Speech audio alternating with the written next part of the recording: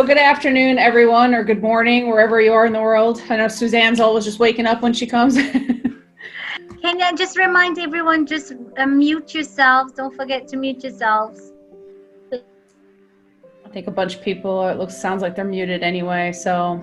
Yeah, I'm going to mute myself and let you carry on. Okay.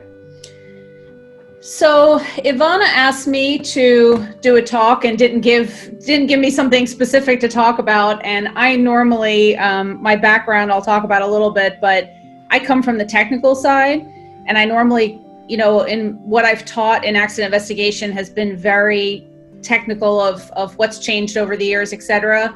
I decided to change it up a little bit just because I've been away from it for a little while and been able to step back and, kind of think about the career as a whole that I had. And I am just admitting people. And I'm going to focus a little more on just kind of some of the lessons learned and how I got, where I was and where I am now. And, but at any time, if you have questions, stop me, feel free. And I just am going to have a caveat that I am retired from the agency that I used to work for. So anything that I do say is my own views, and it is from memory. There's a lot of accidents get mixed up over the years. So if I say something incorrect, the official record is what is correct.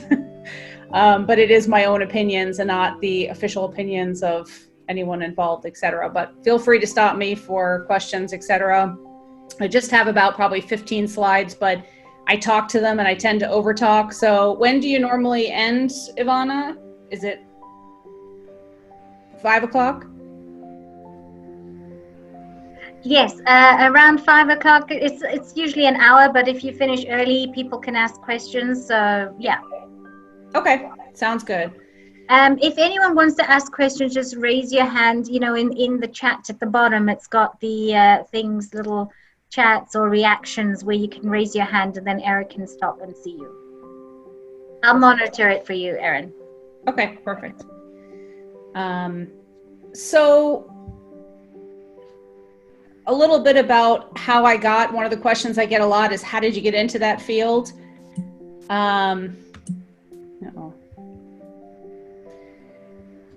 So my father was interested in aviation. He was a private pilot, not as a career, but he was also an air traffic controller in the military. He was from Ireland and immigrated, and immigrants at that time were being drafted into the US military. So instead of being drafted, he always was interested in aviation. So he signed up for air traffic control in the Marine Corps. So he always had a passion for aviation. We spent, days watching airplanes coming and going. As a lot of, during my years of mentoring, I've heard a lot of people, that's how they got inspired. I used to fly back to Ireland for the summertime on 747-100s, and I used to ask the flight attendants all the time if I could go out to the cockpit to jump seat, or just to go look at the cockpit. And one of the crews, one time after you go up those big stairs, they let me jump seat basically and sit in there for the landing. And I mean, I was a kid. I was, 8 or 9 or so, maybe at the time. But flying into Dublin, in the cockpit, in the jump seat of a 747-100, it was just an incredible experience. And I knew I was interested in aviation anyway, but when you do an experience like that, it cements it and makes a huge difference. And that's why I just wanted to throw in that little, never underestimate where you might make an impact. In my years and years of mentoring, I do believe in paying it forward and mentoring. Everyone I've talked to has been inspired by something. And it's, there was this misnomer that your father had to be a pilot or somebody had to know how to be in aviation. And it could be just the neighbor coming home in an airline uniform that inspired you. And so when you're out there on the line, everything can, make a difference to somebody who's watching you, even if you never necessarily know it. So those guys, that the flight attendant that first of all allowed me to interrupt her service, now that I know a little more about it, and allowed me to go, up into the cockpit, and the pilots that let a child sit up there and explained all the switches and lights and everything to me, probably played a part in what happened after that.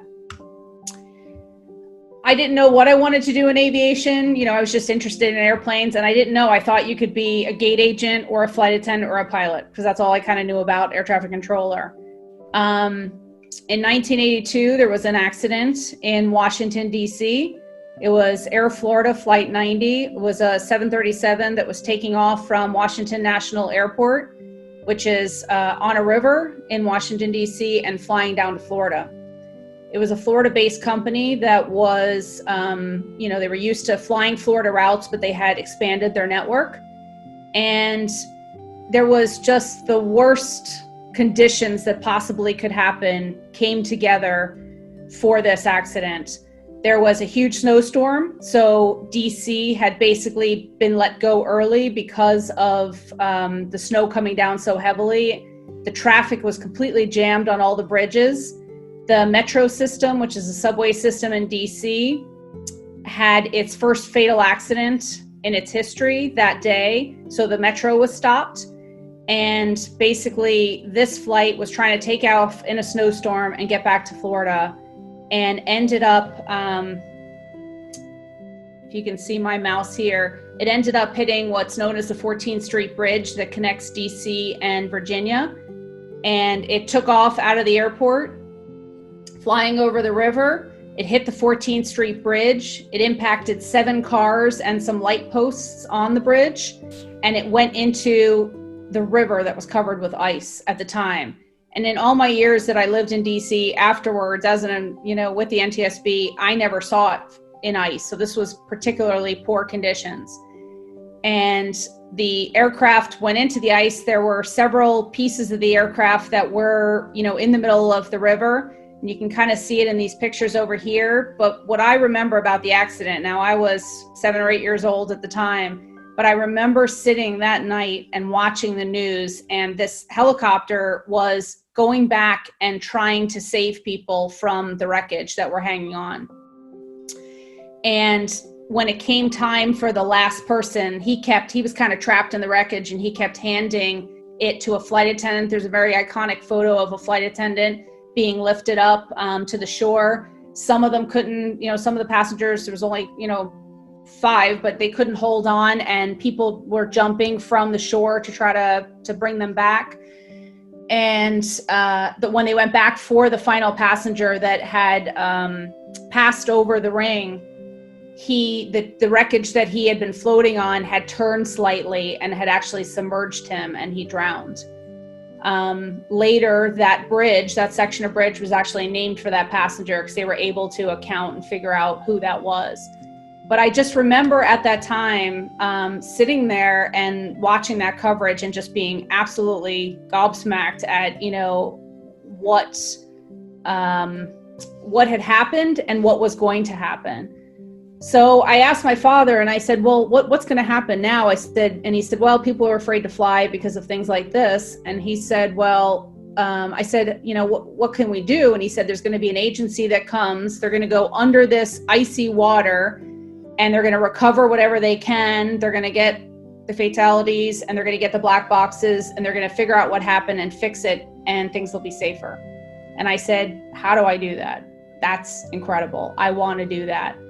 And he said, well, you can be a pilot or you can be an engineer. And I said, well, can I be both? And he said, sure, you can do that.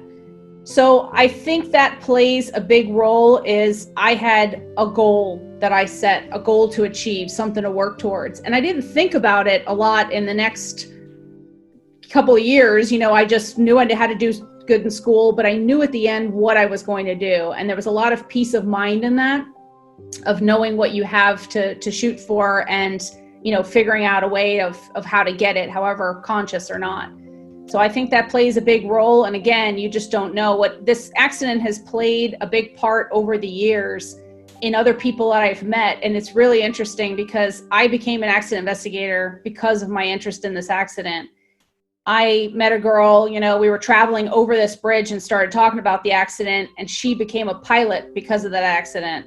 I met a fellow who became a search and rescue, helicopter pilot because he saw this same video as well. So it's just very interesting how it works out. I'm going to click on here again. Oops. So basically, I went to school for aerospace engineering. There was a lot of people who said that unless you're a pilot, unless you have military experience, you can never get into accident investigation. Fortunately, I chose to ignore them. I studied engineering. I got my pilot's license through a scholarship, and I got an internship through networking. There was someone I met, and I hounded him until he gave me kind of a mock interview. My application was already in. He went back and he said, I met this person. She seems like she's not crazy. I know you're looking for an intern. And I was offered the job. So I didn't wait until the regular application went through. I kind of made my own path, and that really made the difference, because when I got to know the boss that hired me later on, he just couldn't be bothered looking through it, and he would have picked the first, everybody was qualified, but he would have picked whoever was on the top of the pile. Just by making that connection, it made a big difference. So I was hired on as a student initially with the NTSB. So basically the way it works is ICAO, the International Civil Aviation Organization, is responsible for all of kind of the standards so that everybody in the world does things the same way. There are 193 countries that are signatories to ICAO, which basically says that they will follow the international rules. As everybody knows, that doesn't always happen, but it is good to have some sort of standard. The way that ICAO and all the different countries have helped participate in this rulemaking, they're based in Montreal. The ICAO rules for accident investigations state that the state of occurrence is who investigates it. So wherever the accident occurs, it is the state of occurrence, the wherever it crashes, that will be the main lead country in investigations. If it happens in international waters, it then relegates to the state of registry. So wherever it's registered, what number is on its tail. Now, the country, and there's been a lot of changes over the years. I mean, when I first started, a lot of countries didn't have the expertise. They didn't want to be involved in it. They just wanted the report, somebody else to do it. They used to kind of hand it over to whatever country, maybe the state of manufacture. That over the years has changed. Most countries now want to keep possession of it and be in control of the report themselves.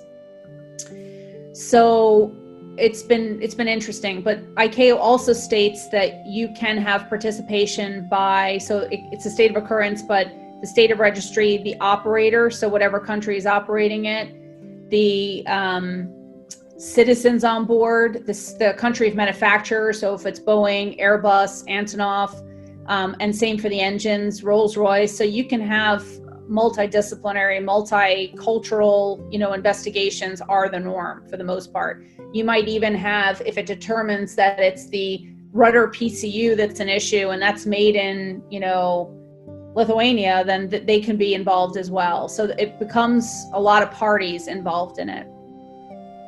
So I was in the United States, and it was the National Transportation Safety Board, which is the government agency, and they're responsible for every country does it a little bit differently. What the NTSB does is multimodal. So we actually did all aviation accidents. That includes 121 as well as general aviation accidents, and railroad accidents, marine, which is shared responsibility with the Coast Guard, highway, when it's not single car accidents, but when there's a safety issue such as school bus accidents, seatbelts in school buses, survivability, and pipeline. Pipeline is considered a mode of transport, and there's thousands and thousands, tens of thousands of miles of line of pipeline that goes underneath the United States, especially from Alaska up and down. So when there is a pipeline explosion, it can wipe out an entire town, and there's a lot of safety hazards there. So one of the important differences or the important parts of the NTSB is it is independent from the regulatory authority. That was not always the case. The regulatory authority in the United States is the Federal Aviation Administration, the FAA, but they found that they felt there was a conflict of interest, and that they should be separated, because you're basically almost investigating yourself. If you're doing an investigation and you find that one of the FARs or something is not relevant. So it was encouraged to be independent from the regulatory authority.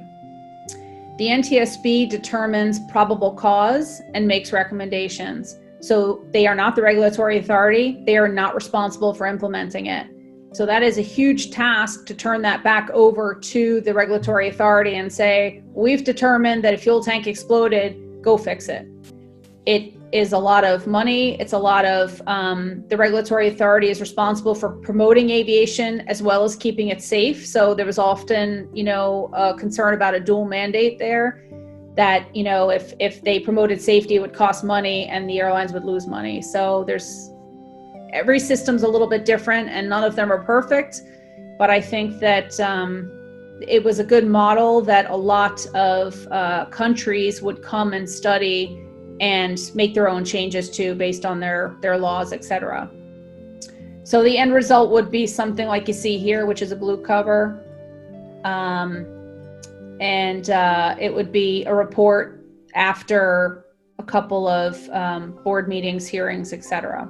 It is a public agency, so all the information that's collected is made public. And that is a concern for people if they feel they have trade secrets or, in interviews, everything is made public. One of the things the United States does differently than most of the rest of the world is we publish the contents of the cockpit voice recorder, the CVR. And that is something that a lot of other countries don't do and don't agree with. We never share the audio, but we would put it in print what the actual transcription was. And a lot of other countries will just summarize it. And I'll talk a little bit more about that. Oops. So back to those people who said you had to be a pilot, you had to be a military pilot to be an accident investigator. Once I got into the field, I realized that was not at all true. These are some of the different disciplines that are involved in a major 121 launch. Now, if you have something a little bit of turbulence somebody's going through, you might only have an investigator, you might have somebody interview, you might have emergency response when they land, but you wouldn't necessarily have power plants, engines, because it had nothing to do with that particular accident. There's all different disciplines. Operations and human performance tend to work very closely together. They'll do the interviews of the crew together. There's a lot of overlap there. Air traffic control, they might interview or they might just call up and get the tapes. Meteorology, obviously. Power plants, structures and systems. I would work very closely with these guys in systems particularly, and especially as, glass cockpits got more familiar. Back when I started, it was kind of all analog, mostly analog. And as they started going, the systems got more complicated and the integration of systems and automation became a huge deal. So I worked on the recorded data side, and we would work very closely and go back and do a lot of ground tests and flight tests afterwards. And what's interesting is when you would go and do the ground test of an instrument, you might be at the facility, and the person who knows this intimately, this FMS or whatever it is, will swear that it can never, ever, ever do what you're telling it that it did during an accident. But I have the data, I can see it. And what happens is in automation is that FMS works one way when it's sitting on a table and not integrated with other, parts of the aircraft.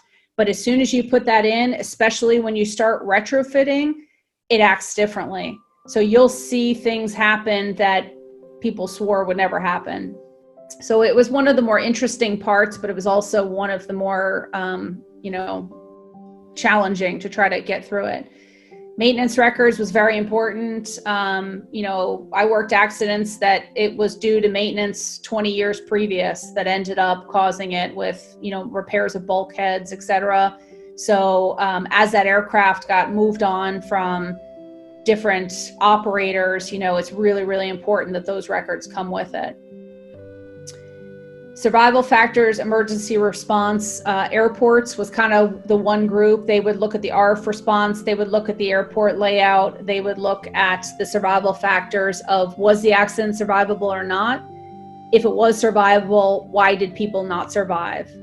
They looked at the flight attendant training, what happened during the flight attendant. They would go out and do the passenger responses, and it's one of the more interesting, parts for me, because again, it's the human element of how people act. And I would often, after an accident, when I would be flying, I'd be jump seating with a crew, and one of the flight attendants would do something or say something, and I would give them a link to one of these reports. And I said, you need to go and read what actually happened in terms of opening that door or during that evacuation, because it's important to what you do.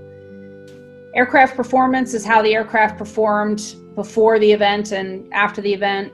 Materials, metallurgy, again, that changed a lot. It used to be kind of kicking tin, and then it went into a lot of composite materials, which is a whole different way to investigate that. Also oils, fluids. Alaska Airlines 261 was a really interesting accident that we worked on, and it ended up coming down to materials and what kind of oil they ended up using. But it took a long time to get to that, because there was some bogus parts investigation that ended up having nothing to do with that accident.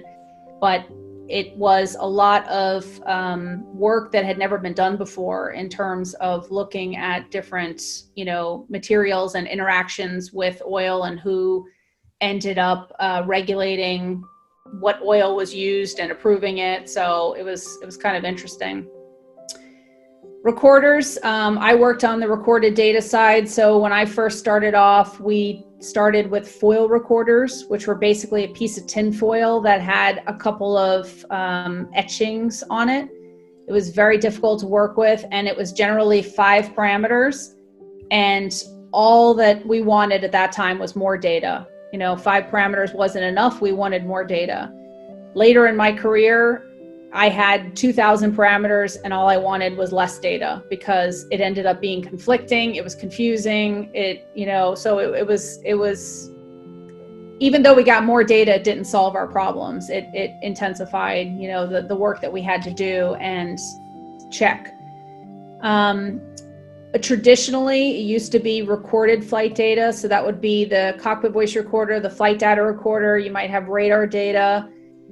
As time went on and technology increased, by the time that, in 2014, 2015, a majority of what our laboratory was doing was non-volatile memory devices from, let's say, general aviation. Traditionally in general aviation, it was too small to be qualified by the requirements to have flight recorders. We might, we had no data from it. We might have no witnesses. We might have no radar data because they were in the mountains. We would have no witness statement, no survivors.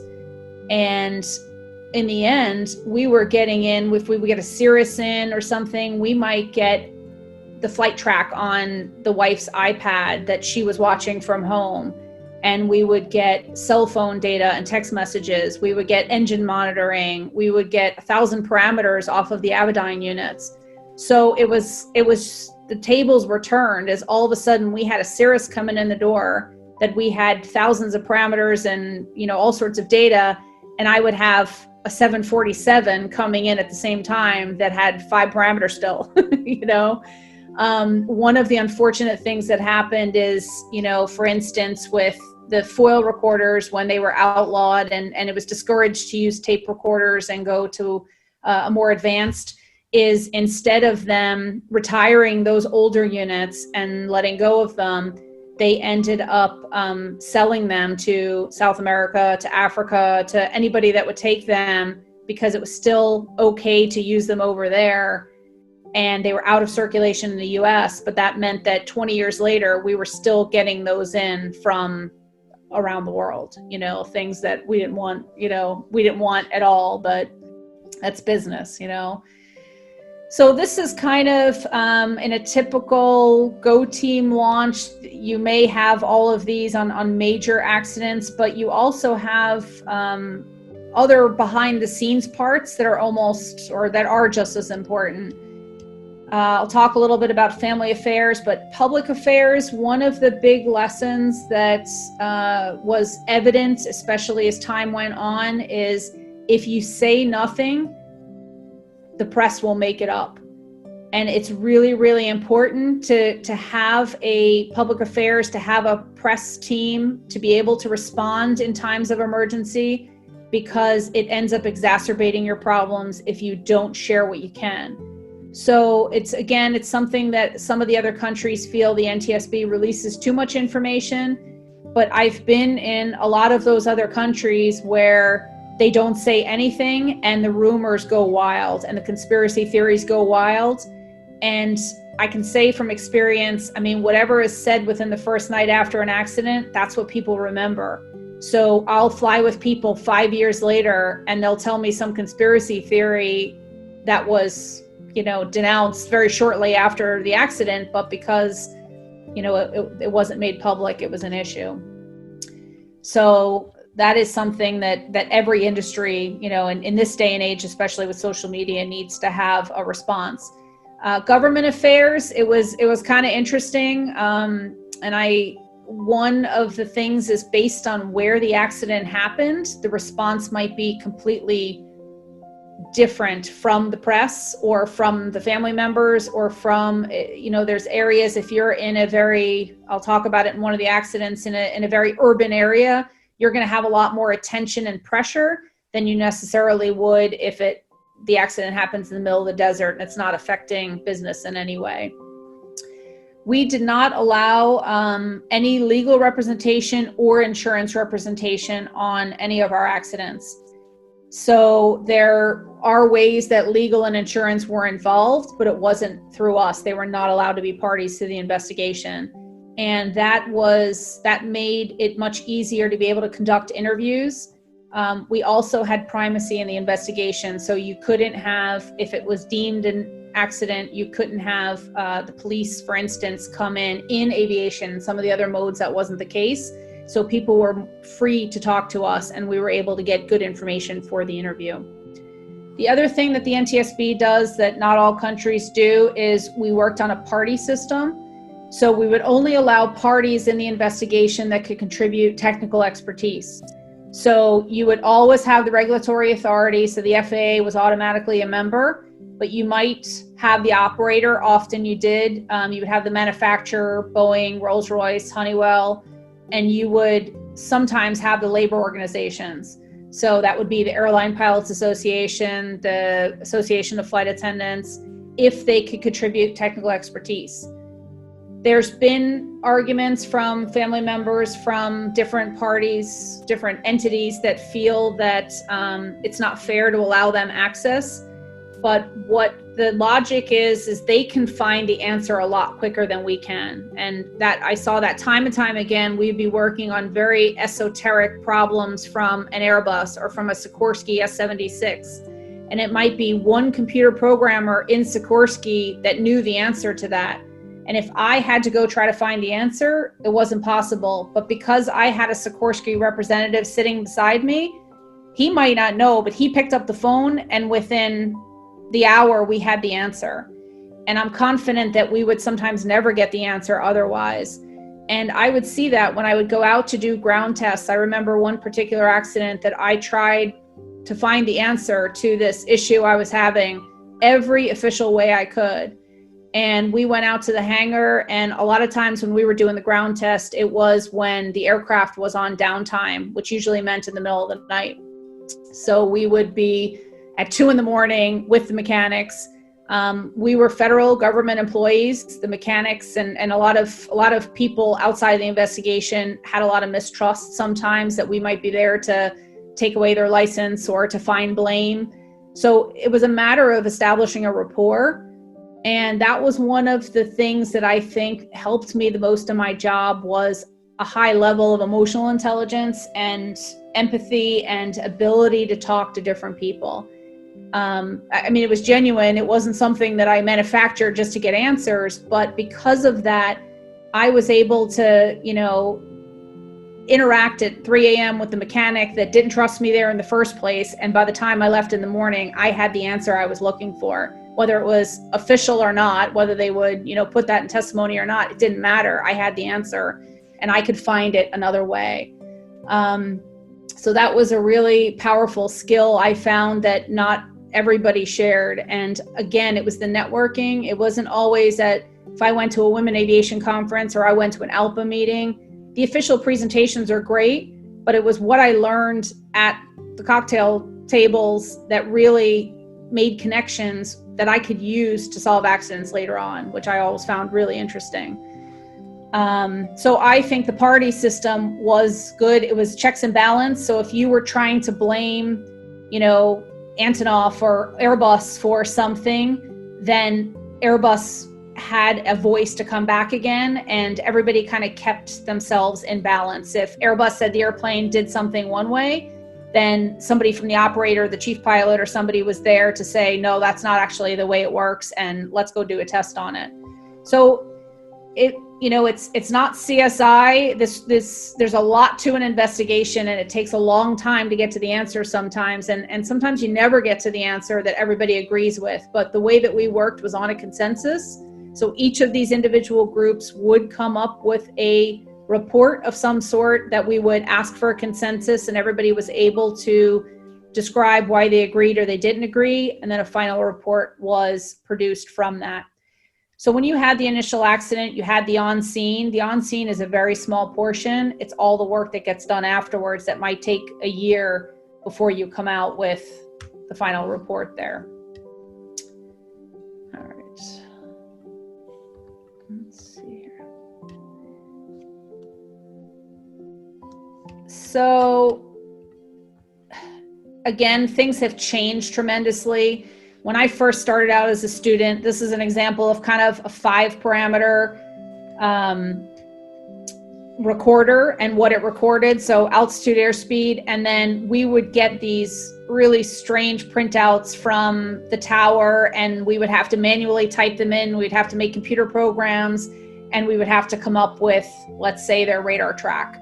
So there was a lot of room for error, and it took a long time to kind of verify all that information. Nowadays, the amount of information is incredible, but it's almost too easy because somebody else, a computer, is doing all this behind the scenes. So a lot of companies and operators and countries that started their own accident investigation lab, they would buy commercial off-the-shelf software, and we used to say it's junk in, junk out. If you didn't have the right information going into it, you weren't going to have the right information going out of it. And I saw sometimes that they would make these bold, sweeping statements about something that was wrong with the aircraft based on incorrect data. And so it was, it can be tricky. So again, it's just kind of some of the accidents I just was thinking about that kind of made a difference to me. A lot of people say, what were the accidents you remember the most? And some of you have probably heard me talk about these. I was still a student working when we had this accident, and some of you may remember it and be familiar with it. It was a 757 that was supposed to take off from Puerto Plata, Dominican Republic. And it was basically a German tour group that was over in the Caribbean for a period of time. And they were due to come back. If I remember right, there was an aircraft swap. And this particular aircraft, this 757, had been sitting on the runway in Dominican Republic for almost 3 weeks. And about 2 days before the accident, somebody had gone and done an engine run up on it. Just, because these days an aircraft would never sit for that amount of time, but that's what they did at the time for charters. They would bring it somewhere, they might sit and wait for the next group to come back. So 2 days before, they did an engine run up, and they did not replace the pitot tube covers, or the pitot tube markers, or the static covers. So the aircraft was loaded. The aircraft was taking off at night off of an island, no visual reference, water, and they had issues. Basically, on rollout, on takeoff, there was a bad indication on the captain's airspeed. There was a first officer and there was a relief officer, and you can see the hours. And this is one of the things, I mean, experience doesn't mean that you can't make mistakes. It was a very high time captain. There was a relief officer, a relief captain that had a lot of experience. So there was 3 people in the cockpit with a lot of experience. They tried to say something to the captain. The captain noticed he did do the check. He did the check and said, yep, my airspeed's good. And then he said, no, it's not good. And then as they started to gain airspeed and started to gain altitude, the airspeed started increasing. And he said, oh, it's okay, it's working now. And they tried to discuss it and let him know that there was an issue, but they didn't abort the takeoff, basically. They started getting contradictory warnings because the autopilot system they were on was working off of the captain's airspeed indicator. So they started getting overspeed warnings, and then they started getting stick shaker warnings. So they were getting contradictory warnings. But there's no reason, we don't believe, that the first officer and the standby airspeed indicator was showing good information. But there was a lot of confusion, everything in the cockpit, with the warnings going off. So as you can see, the probable cause, and this was investigated by the Dominicans. It was in Dominican, but it was an interesting case for me. It was the first exposure for the global element on a true scale, because I remember they went down there, they sunk a remote operated vehicle to try to get the recorders, because the aircraft had gotten to about 7,200 feet altitude. And when it crashed in the water, the wreckage was at 7,200 feet under the water, which is deep. It's extremely difficult recovery. So they ended up getting a U.S. Navy vessel to go down there and sunk what we call an ROV, a remote operated vehicle, and they were able to follow the ULB pingers and locate the recorders and bring them in. And I will never forget them, bringing them up on a corporate jet in the middle of the night.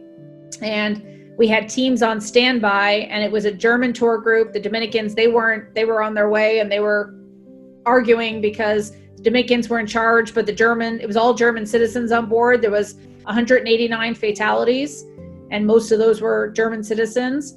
And they started listening. There's a process. The recorders are not waterproof. They're not indestructible.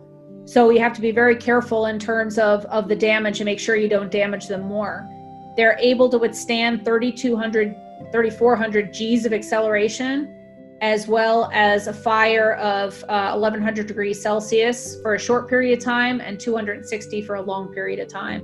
So they'll survive a lot, but they're not indestructible. Static pressure, but they can be immersed in seawater for up to 30 days, as long as the 30 days their pinger runs out, so it's more difficult to find them. So these were located in a fairly quick manner, but again, there was just a lot of confusion, and everybody's making arrangements to get there. And we thought we had everything. We had German translators from the State Department, and we pulled apart the recorders, started listening to the CVR, and I'll never forget, the translator came out of the room. He said, I don't know what that is, but that's not German. So it turns out that it was a Turkish wet lease. So the CVR was all in Turkish. So now we had to get Turkish interpreters. And by that time, we had people from the operator, et cetera. But there was, in the end, it was the crew's failure to recognize activation of stick shaker. But there was a lot that led up to that. Primarily, one, obviously, the instigating factor was the pitot tubes not being covered after the engine run up. So what we believe happened was a nest of mud dopper insects got into the pitot tube and clogged it up. So that messed up that indication, but we have no reason to believe the other 2 indications weren't good. But because of the confusion, there was a poor CRM. The captain had a lot of experience. They tried to say something to him. He didn't respond favorably to it, so they let it go. And if you watch the animation, we used to use this for tours a lot, it's just all you want to do is push the throttles up, because if they would have pushed the throttles up, they basically wing walked all the way down from 7,000 feet just on the edge of a stall before they lost the aircraft, and all they needed was some EPers, you know. But there was a lot to that accident for me in terms of seeing the interplay of global as well as the impact of CRM, because in the United States by that time we had made a lot of progress on the captain as God kind of complex, and I think that the CRM, you know, played a big part in it in this case. Let's see. Another big accident, I didn't work this one. I was actually away at the time when this one happened, back at school or back on vacation, but this was TW800. And the reason I mentioned this was it reconstructed later on. Again, this is a multi-year project where this landed in the water after takeoff from JFK, and it was the result of a center fuel tank explosion, which basically took out the wing box, which is this area here. So essentially the forward part of the cabin separated, but the engines were still working and continued to fly the aircraft. So the cockpit area and front end landed in one place in the water, and the rest of the fuselage landed in another place. But it was fortunately not that deep. So there was a lot of people who saw this, and there was some confusion as to whether or not there was a fire beforehand, and some people mistook it as possibly a missile.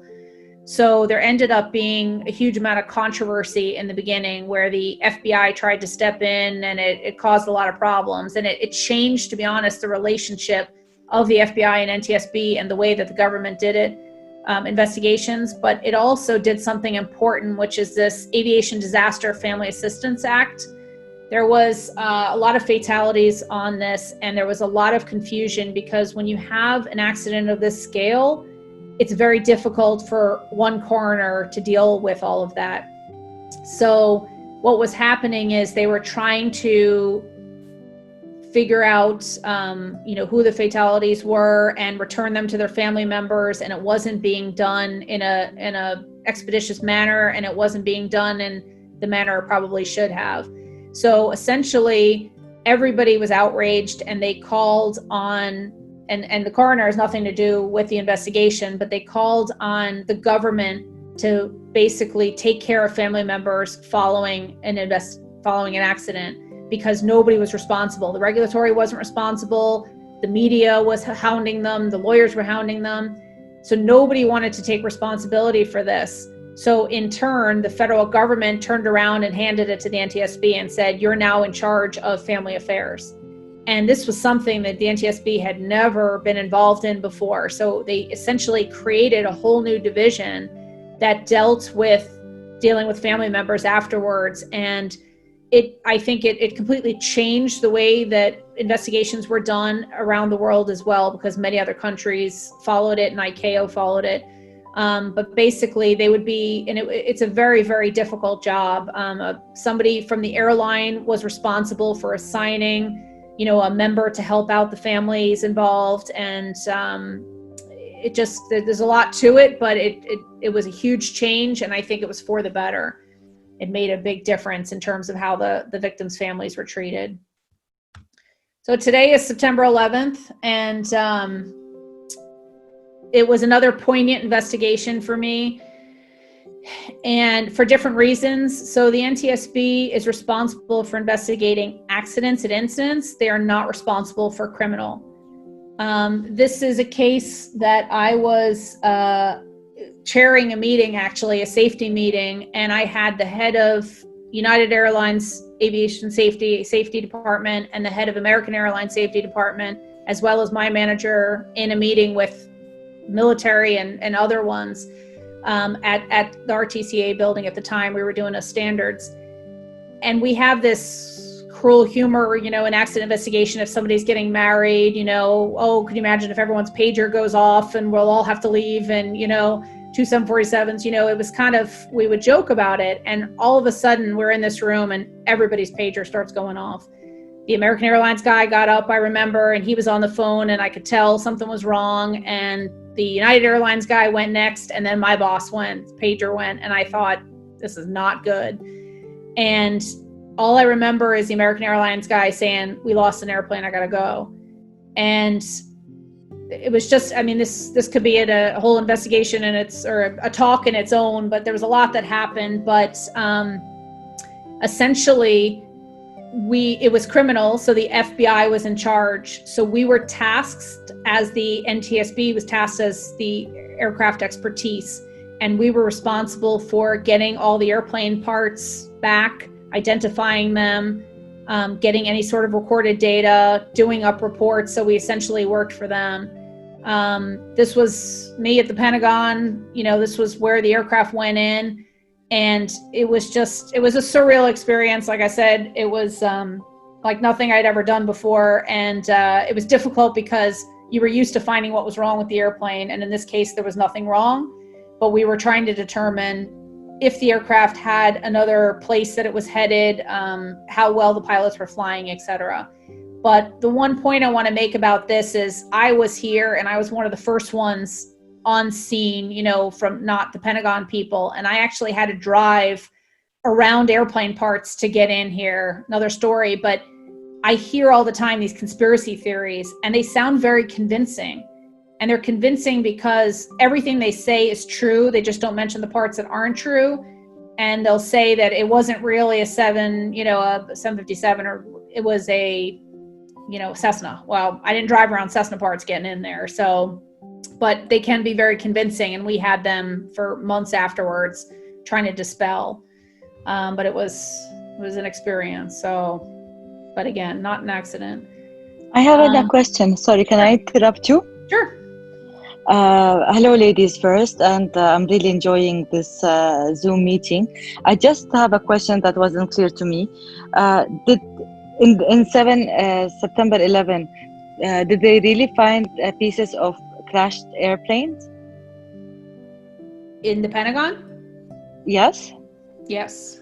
Okay, thank you. Because this is, for example, the information that we don't know in my part of the world, many of us say that no, there was no evidence. So it's good to know from a source that has been there, and I trust that yes, there was. Thank you. Yeah, no, there was definitely an airplane. It was, like I said, there's a lot to it in terms of it was very, very difficult because an airplane accident alone is difficult. But when you combine it with any sort of a building or a structure, so in that particular case, in September 11th, we knew that the boxes, there was a good probability they could be fractured. And inside of the box is a crash protected, fire protected module. But once that is ejected, it doesn't have the orange on it. It looks differently. And it could be actually broken itself, and it could just be chips. So what we were actually looking for was something about this size of protected chips that were chips in wax. So I had a team with me. We were on 12-hour shifts, and I had a team of basically bodies, so and everybody had bunny suits on. We had protective gear. So we had on the back of our bunny suits, it was just written your acronyms, which you laugh in aviation. But I mean, in this case, I'm not military, which the Pentagon houses military. So I didn't know half the acronyms, but it was, the ATF, the FBI, the CIA, I had every acronym. So I would just call them by their acronym. But because it crashed into a building, there was all sorts of things this size that were chips. So I had remote controls, I had computers, I had microwaves, and they looked like it, but I knew what I was looking for, and I would say, no, that's not it. We had one of the interesting things is they would bring me all the airplane parts, and we were looking for the chips, but they brought me this piece of metal that was heavier than anything I ever felt. And I said, if the airplane was made of that, it never would have taken off. I said, I don't know what that's from. And I kept turning it around, and all of a sudden he said, well, I found this right beside it. And it was actually something that was about twice the size of this, but it was covered in the same material, the fire protected material that I was looking for. And I said, well, this is really strange because this is what I'm looking for, but it's not the right size. So I know it's not what I'm looking for. And all of a sudden, some secret police came over and kind of took that out of my, hand. And it turns out that it was the Pentagon houses the military. So it was kind of a top secret bunker that had gotten penetrated. And so what the piece of metal was actually the wall of it. It's called a skiff. And they had about 5 or 6 computers that had this bomb-proof, fireproof, material on it. So he said, if you find any more of that, I'll take that as well. And in that area, there was I picked up papers and they were just stamped top secret, top secret, top secret. And all I could think of is somebody has spent their entire life protecting this. And now it's fluttering in the wind and in the wet all over the place. It was just, like I said, the whole thing was very surreal. But yes, there was airplane parts, and we did find the recorders from there. We got the recorders from there that matched there. So, another just poignant accident. This was January of 2003. This is the aircraft here. Crashed. It was taking off and it hit the side of the maintenance hangar and it crashed here. And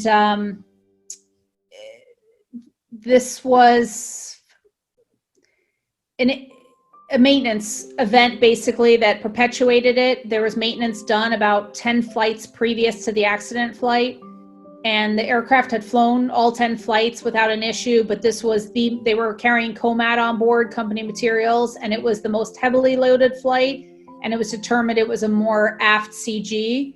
But essentially what had happened is when the aircraft went into maintenance, they had re-rigged the elevator system, and the elevator system had been re-rigged incorrectly.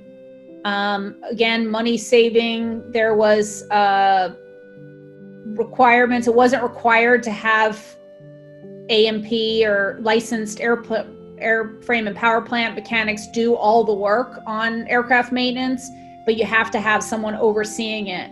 But when you actually talk to the maintenance guys, it's very difficult to do your own work as well as oversee someone, especially if they don't have a lot of experience, etc. There's a whole story behind this one, but essentially what happened was the elevator rigging was done incorrectly and it shortened the travel of the elevator. So they didn't have enough, and it was very, very slight. If you were looking up at the aircraft, you might notice the elevator and you might notice the column, but very, very slightly.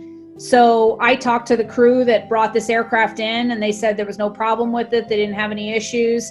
And I just remember, again, it was always the middle of the night that these boxes ended up arriving. So when our GO team would go here, I would generally respond to the laboratory or go to the country where the recorders were being sent. And I remember distinctly, it takes a little while, but as soon as the data started spitting out, I went back 10 flights and I could see right away that that's probably what the issue was. And they basically lost the elevator. So this was actually a female pilot when captain. And when she was taken off, she asked the first officer, she said, get on, help me. So we knew that there was some sort of an issue on takeoff there. And she basically they didn't have the elevator in it because it had been shortened in the rigging essentially. But it just shows you that, a lot of people disparage safety or ramp or whatever else. Everybody plays a part. And the maintenance, was a huge part of this, but there was some other things that happened along the way. This was another, poignant one for me. And I always use this one for the importance of aviate, navigate, communicate in that order.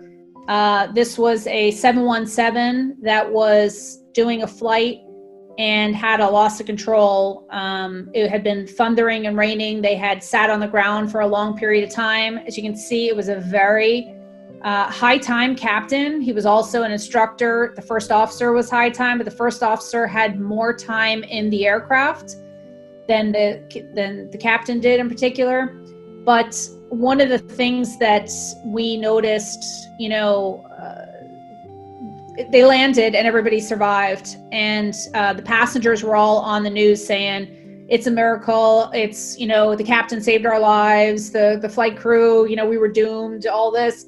And that generally is not what turns out to be the case. And it's kind of unfortunate what happened in this one was basically the air data heat was off for whatever reason, things started icing over. They got a lot of contradictory warnings.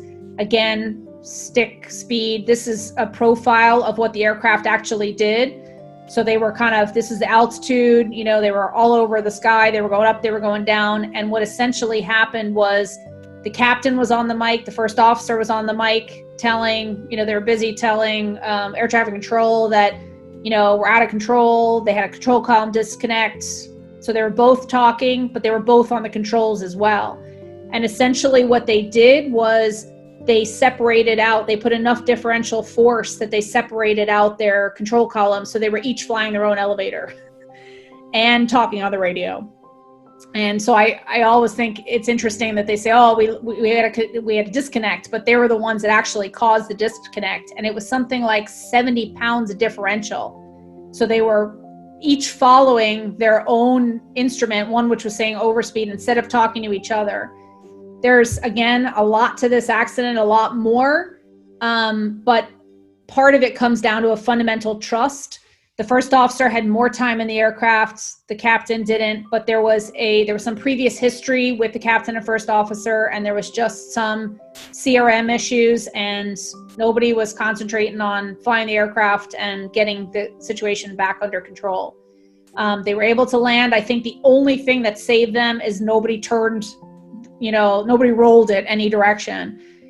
So they were able to get back down on the ground. And another, you know, interesting one, and the passenger statements and witness statements, but I always laugh because everybody says, oh, we'll just talk to them and see what happened. And we found in the TWA case, there was a determination made that actually children make the best witnesses because they tell you just what happened instead of what they think happened. And pilots make the worst witnesses because they interpret what they saw. Oh, the guy didn't have a lot of experience and that's why he pulled up and stalled. Like, they don't know that, you know, but they would, especially at air shows. But I always laugh because this is the kind of stuff that, you know, we would get back when we were saying, well, did anyone hear anything on the right-hand side? And like this last one, you know, if you picture a fish jump out of the water, follow its arch and fall back to the water, that's what the plane did. It doesn't help me at all, you know, and it's often not. We also would have, you know, the pilots would come and they would say, the aircraft rolled 60 degrees, you know, well, it was usually like 20 degrees, but in a commercial aircraft, you're not used to anything that's over 10 degrees or, you know, whatever the case may be. So you had to kind of take passenger witness statements with a grain of salt sometimes. I know I'm running on time here, but one of the things that I want to stress, and this is something that I hear all the time, is, oh, I walked away from that accident. It's a miracle. Oh, you know, this particular accident, I heard it all the time. It's a miracle that everybody survived or most people survived. This was a 777 into San Francisco, very experienced crew. They had 4 reds on the PAPI on a visual approach, and they just didn't react quick enough. I'm oversimplifying it. There were issues with how they believed the auto throttle system worked, etc. But it was essentially determined to be a mismanagement of descent. But the point I want to make here is that there were 3 fatalities, which is 3 too many. But just let somebody in here.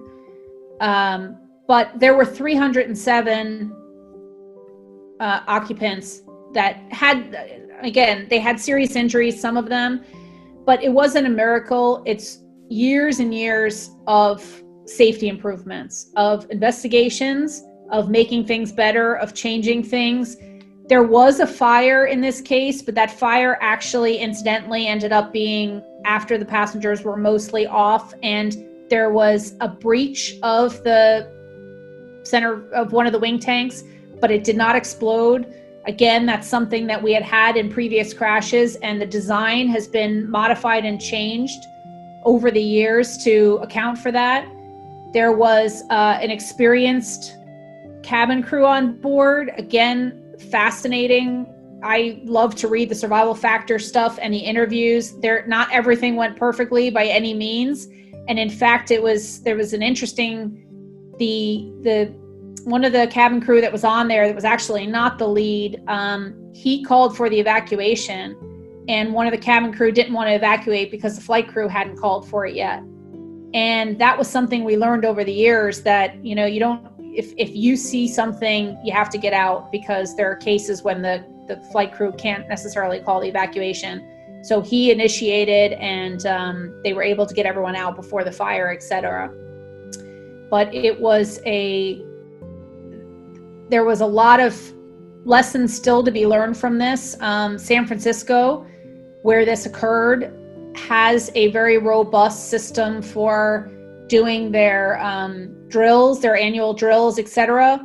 But they had a major crash, fire, and rescue response issue that needs to be fixed, and would be fixed as a result of this, you know, based on the recommendations. I was working in a little bit different role. I wasn't working in the technical role on this case. I was actually working for, this was our chairman at the time, Chairman Hersman, and I was doing a rotation supporting her. So this is one of the board meetings, and basically there's questions and everything coming up. So I was on scene in this accident with her, and it was very interesting as a technical person, because I saw a lot more of the political side of the investigation and the pressure. San Francisco, and I don't know the numbers, I don't remember them offhand, but San Francisco airport was shut down. And that is a major conduit in the Pacific Northwest of supplies coming in, of business travel. And there was a huge amount of pressure to get that airport back opened up again. But you have to balance that with, we need to preserve this wreckage and find out exactly what happened and document everything, so we don't want to do it too quickly.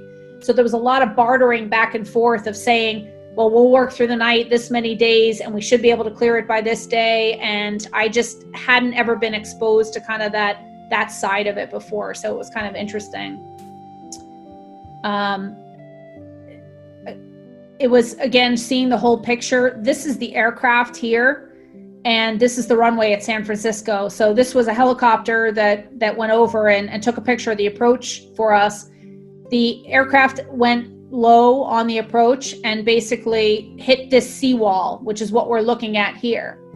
And the aft part of the aircraft was left here. A couple of flight attendants and passengers were also here. And the aircraft ended up kind of cartwheeling over here, and there was a huge plume of dust around. So this is the seawall here, and this is us. This is us getting briefed by the structures guy and talking about it. And you think, oh, that doesn't look too bad. It's a couple of rocks. And just for perspective, when you turn around, so we're standing right here looking at this, and when you turn back, you're like, oh, that doesn't look too bad. This is what was behind me. So this is part of the undercarriage. This is part of the empennage. I mean, it's just destruction, and you can see the aircraft all the way down here. So you can see online, I was trying to incorporate the video, but it was just taking up too much room. But if you look at the video of the aircraft landing, then you'll see it's incredible that there was the survival rate that there was, you know, based on all those, like I said, safety improvements, the seatbelt harnesses, the seats not collapsing, lack of flammability, etc.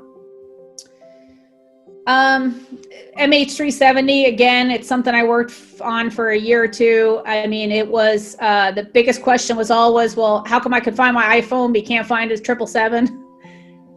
Too much to go into. It was a big, long story, but the aircraft was lost. The technology was out there. It is hopefully incorporated now. And one of the things I always wanted to do was work at ICAO. And as part of the MH370, I was put on the global tracking task force to try to figure out how to incorporate into aircraft global tracking. So when they're on the polar routes, etc. So this was kind of a career high for me to actually be able to represent the United States and sit a seat at ICAO. So that was pretty neat, but it was a lot of work. It was a lot of bureaucracy, you know, trying to get to that point but the answer was, yes, we could find it, but it was going to cost money. You know, you can equip aircraft, but it was going to cost money. And there was basically a satellite system that was being launched that would aid in tracking, but it wasn't going to be for a couple of years. That is in place now, and it is the quickest that I've ever seen ICAO move on anything was on this tracking work that we ended up doing. Erin, just a question. So do they actually know now with the new technology where MH370 is or not? So No. Okay. Not the most recently. There was a piece of it that washed up in Reunion Island, French Reunion, and Yes. they were able to, Boeing was able to match the serial number to say that it was definitively from the aircraft. I had another accident and I didn't have time to put it in, but essentially after that, while I was working on 370, I worked an accident that was a Learjet out of Florida, and the aircraft took off. It was on radar. It crashed right off of the coast there, Dania Beach. It was in 100 feet of water. There was a Coast Guard aircraft that saw it go down and impact the water. There was a Coast Guard boat doing a trial underneath them, and he gave him the coordinates and he went to it. And he actually, that Coast Guard boat pulled up some wreckage and the oil slick and recovered 2 fatalities. It was an air med flight. And then I get a call, and I wasn't kind of following it, but I got a call a couple of days later from the investigator down in Florida, and they said, we can't find the airplane.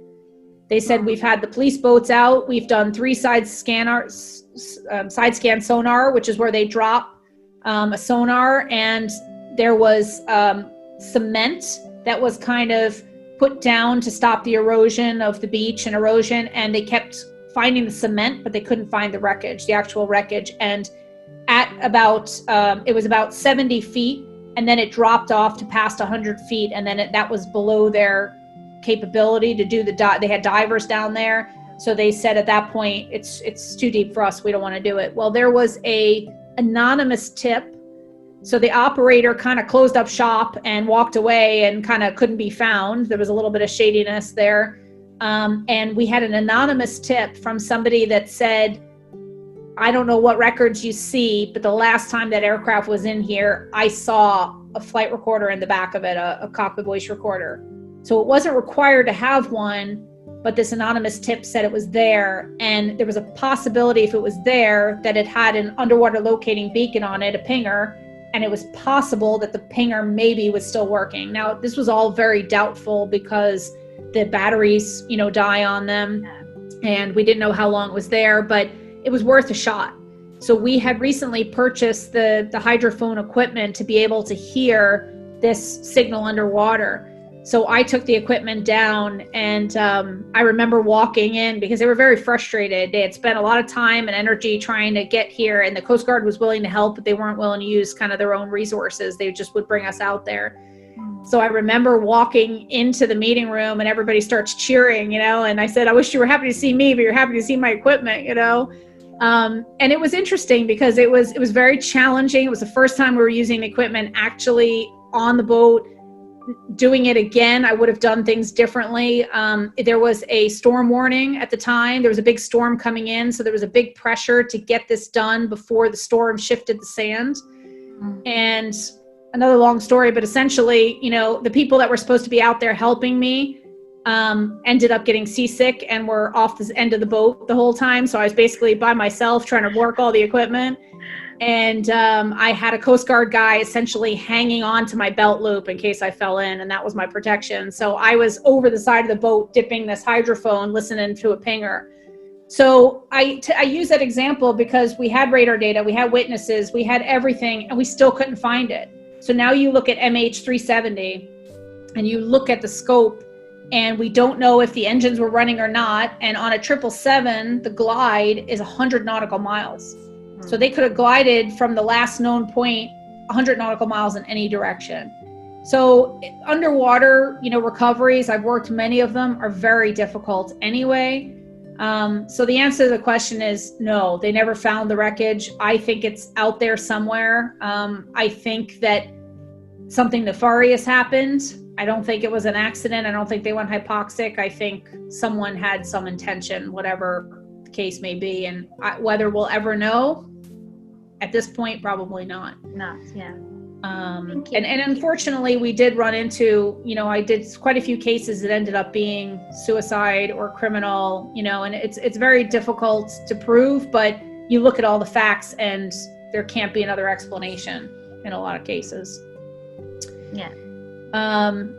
So like I said, that was the non-technical version, but I think this was the motto that we use: from tragedy, we draw knowledge to improve safety.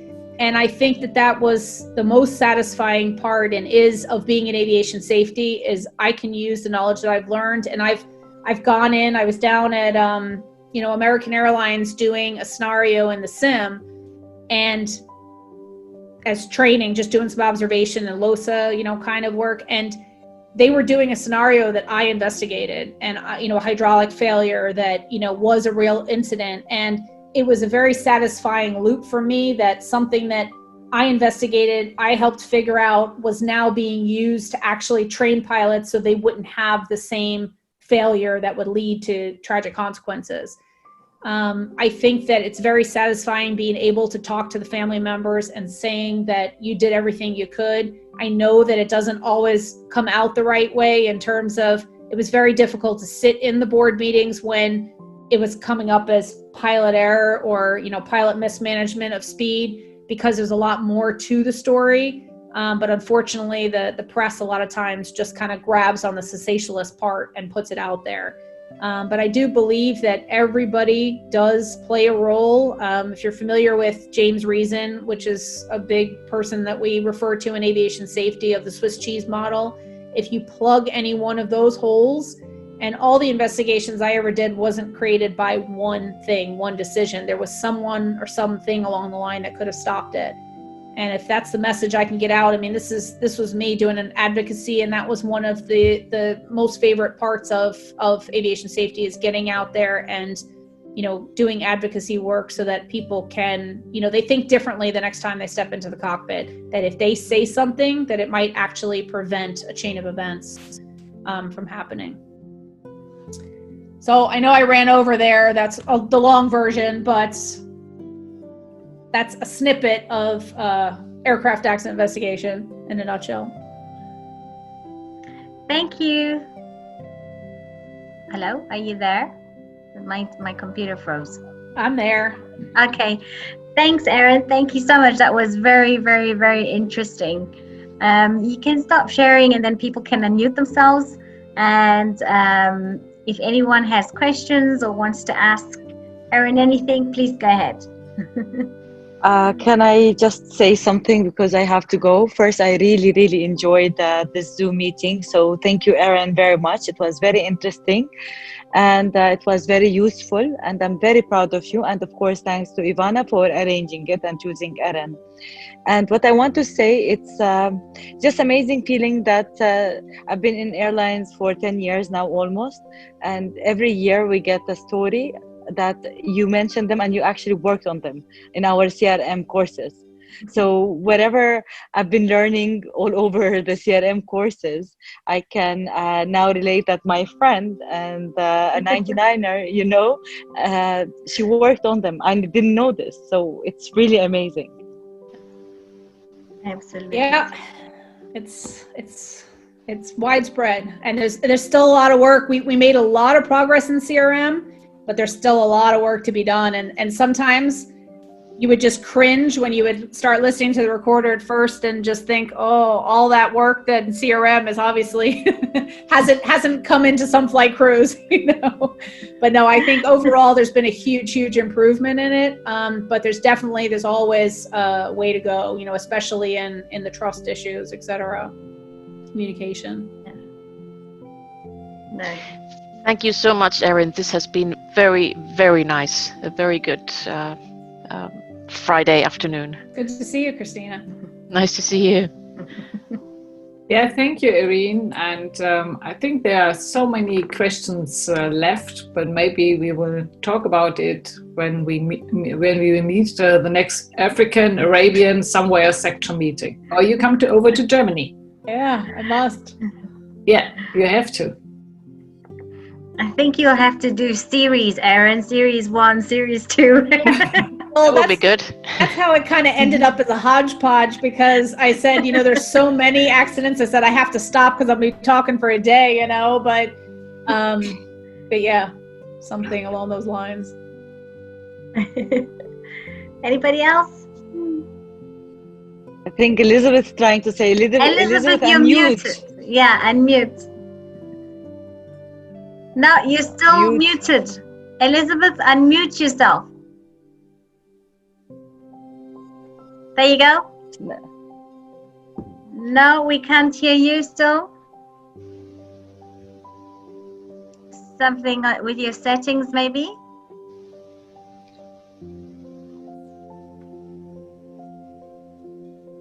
No. Technology, huh? Type it in the little chat thing, we'll get it. Chat, if I can see it. At the bottom of your panel, right at the bottom screen. Elizabeth, I think we can hear you now. Try again. Elizabeth, we can hear you. Can you hear me now? Yes, Yeah. Yes.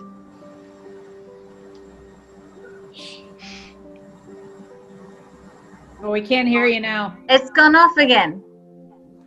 Once again, thank you very, very much, Erin. I really like to hear that. It was so interesting. And Alia's question about the airplane going, was there an airplane or was there not going into the Pentagon? I had the same doubt, and now you told us that it definitely was true. So thank you for all the work you did. You did a lot of good, a very good job for the following pilots and people working on that. So keep on doing well. Thank you very much.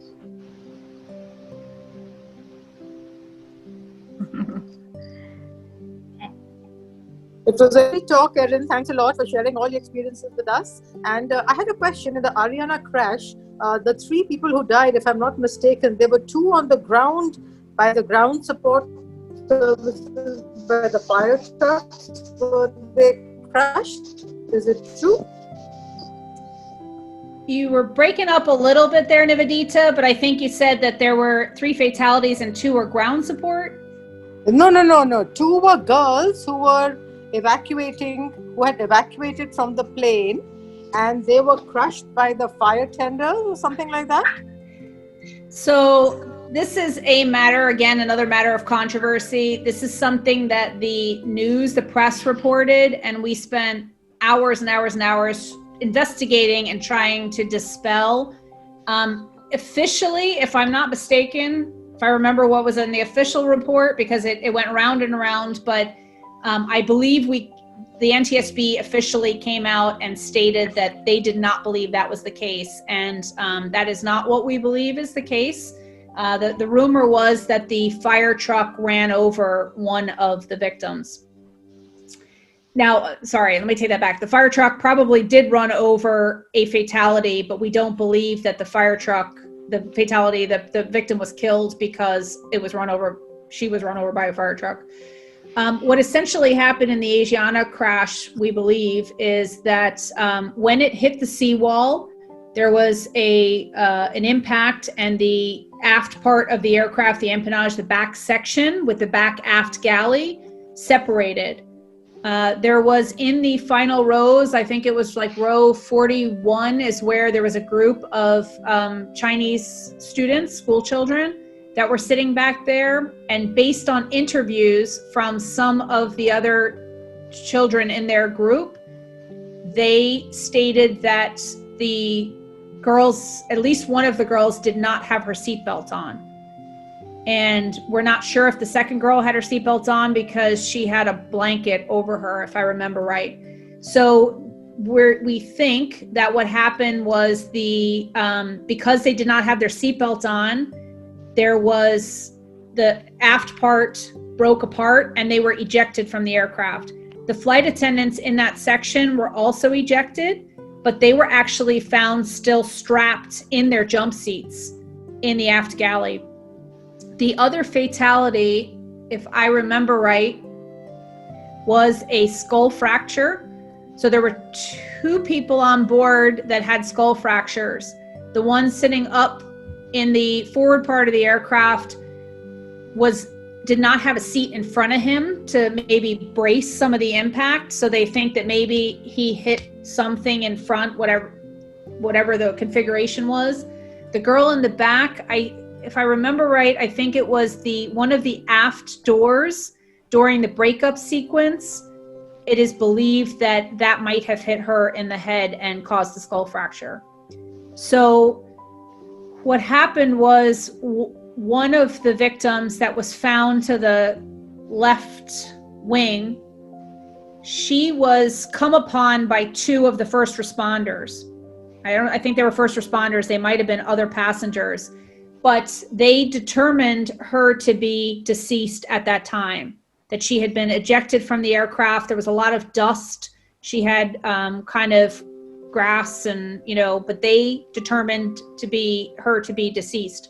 Now, the issue was that they didn't flag her. Normally there's a procedure where you flag where you find a victim.